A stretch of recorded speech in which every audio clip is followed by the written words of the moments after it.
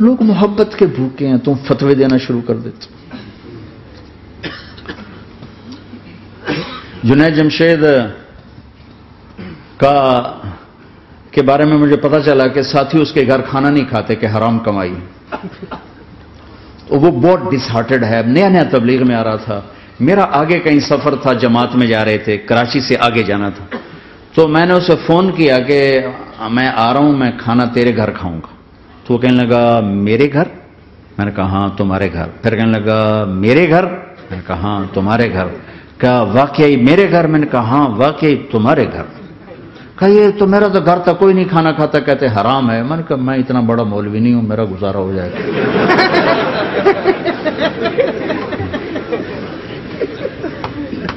کچھ عرصے بعد وہ 4 مہینے کے لیے جماعت میں چل رہا تھا. لوگوں کو محبت.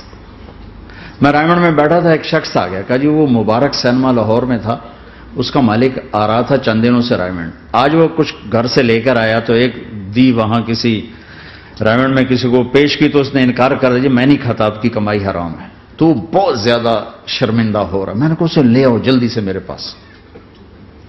وہ اس کو لے کر آئے تو میں نے کہا جی کیا نام ہے؟ کہا جی ہارون. کیا کرتے ہو؟ تو اس نے سر یوں کر رہا، وہ چھوٹا سا بزنس ہے.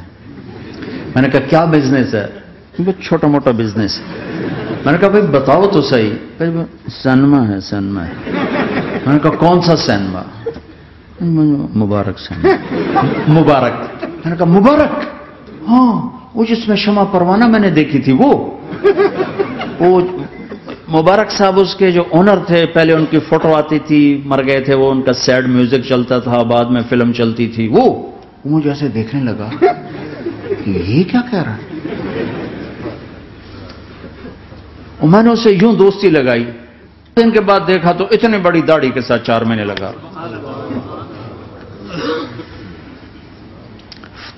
لوگ فتوے دینے میں بڑی جلدی کرتے، بدگمان بڑی جلدی ہوتی. کسی میں 100 خوبیاں ہوں، ایک کمی ہو، ساری پہ کانٹا پھیر دیتے. میں اپنے ڈیرے میں تھا، ایک انجینئر پڑھا لکھا بڑا آ گیا، تم تبلیغ والے منافق ہو، تم تبلیغ والے جو ہے اوپر سے کچھ ہو اندر سے کچھ ہو، یہ کرتے یہ کرتے یہ کرتے. شروع میرے ڈیرے میں تھا، مجھے بولنا نہیں تھا، میرا مہمان تھا. مہمان تو جوتا بھی مارے تو ہمیں سہنے کا حکم ہے. میں چپ کر کے سنتا رہا. جب وہ سارا کچھ بول بیٹھا تو میں نے کہا بھائی صاحب اللہ تعالیٰ نے پرفیکشن نہیں مانگی، کاؤنٹنگ کہا ہے، کاؤنٹنگ کروں گا. 100 نمبر نہیں مانگے، کہا ہے میں کاؤنٹنگ کروں گا، اگر تمہارے 51 ہوئے تو باقی معاف کر دوں گا. تو جو گناہ عیب ثواب آپ بتا رہے ہیں ممکن ہے اللہ معاف کر دے ان نیکیوں کی وجہ سے جو تبلیغ والے کر رہے ہیں. اور کسی کو برا کہنا یہ اپنے برا ہونے کی پہلی نشانی ہے. میرے نبی نے فرمایا کسی کے برا ہونے کے لیے یہی کافی ہے کہ دوسرے کو برا کہے. یہ میں اسے نہیں کہا، یہ ویسے آپ کو بتا رہا ہوں، اس کو یہ میں نے نہیں کہا، آپ سے عرض کر رہا ہوں کہ میرے نبی نے فرمایا کہ کسی کے برا ہونے کے لیے اتنا ہی کافی ہے کہ دوسروں کو برا سمجھو. میں نے کہا اللہ نے کاؤنٹنگ رکھی ہے، کاؤنٹنگ. اور میں نے کہا یہ جو حکومت پاکستان ہے یہ کوئی اتنی اچھی حکومت نہیں ہے، لیکن یہ بھی اپنے رعایا کے لیے اتنی رحم دل ہے کہ جو لڑکا 33 نمبر لے اس کو پاس کر دیتے ہیں. 67 نمبر نہیں لیے کوئی بھی نہیں کہتا کہ تو فیل ہے، سب کہتے تو پاس ہے، تو پاس ہے، تو پاس ہے. فیل ہونے کا تانا کوئی نہیں دے سکتا، پاس ہے. ٹھیک ہے.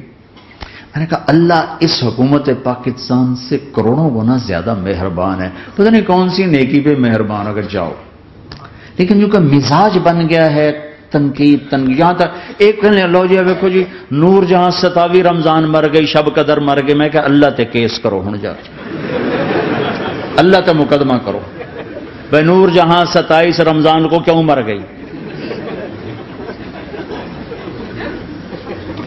27 رمضان کو کوئی آدمی اپنی مرضی سے مر سکتا؟ اتنی مقدس رات، اتنا مقدس دن، تو کوئی بات تو اللہ کو پسند آئی جو اس کی موت دی. لیکن ہماری عادت بن گئی ہے کمیاں پکڑنا، ٹانٹنگ کرنا، چھلنی کر دینا سینہ. اپنے اب دھنیے اپنی دھن، تجھے کیوں فکر ہے اے گل دلے صد چاک بلبل کی، تو اپنے پیرہن کے چاک تو پہلے رفو کر لے۔ کیوں اوروں کے عیب دیکھ دیکھ خود بھی اپنے غیظ و غضب میں اور اپنے حسد کا شکار اور کبھی بغض کا شکار؟ ارے اندھے بن جاؤ گا، مجھے کچھ نہیں نظر آتا، میں صرف عیب میں صرف خوبیاں دیکھوں گا، عیب نہیں دیکھوں گا۔ لوگوں کو قریب کرو، پیار کرو، محبت